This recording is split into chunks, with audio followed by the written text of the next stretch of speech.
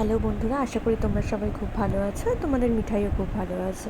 আজকে বিকালবেলা না মিঠাইকে নিয়ে একটুখানি বেরিয়েছিলাম। আমাদেরই এক রিলেটিভের বাড়িতে গিয়েছিলাম। আর সেখান থেকে আমাদের একটু গুরুদেবের আশ্রমে যাওয়ার কথা ছিল, মানে আমাদের যে গুরুদেব প্রতিষ্ঠিত আছে শ্রী গুরু ঠাকুর তার আশ্রম।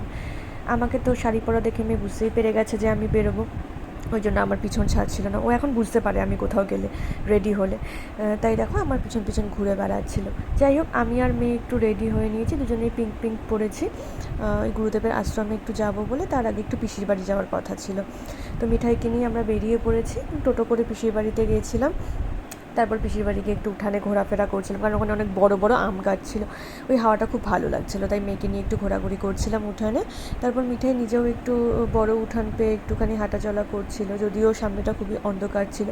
তারপর সামনে একটা চপের দোকান ছিল, সেখান থেকে আমরা একটু চপ খেলাম। ওই পেঁয়াজি লঙ্কার চপ এইসবই আমার ভালো লাগে, এইসব একটুখানি খেয়ে তারপর আমরা সোজা পৌঁছে গেলাম গুরুদেবের আশ্রমে। সেখানে তো মিঠাই খুব মানে ভালোবাসে, মানে পরিবেশটাকে খুব ভালোবাসে। ওখানে গিয়ে কীর্তন হচ্ছিল, সন্ধ্যা আরতি হচ্ছিল, সেটাই আমরা দেখছিলাম। এখানে না পাশাপাশি মা কালী এবং মহাদেব দুজনেই প্রতিষ্ঠিত আছেন।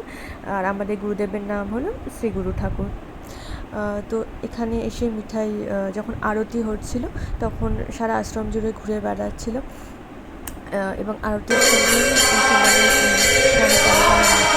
হচ্ছিল তার তালে তালে ও নাচ করছিল। আমার এমনিতেই খুব পাকা, তো সবাই যখন হাত তুলে প্রণাম জানাচ্ছিল তখন আমাদের নাচ করছিল। দেখতেই পাচ্ছি কতটা এনজয় করছে।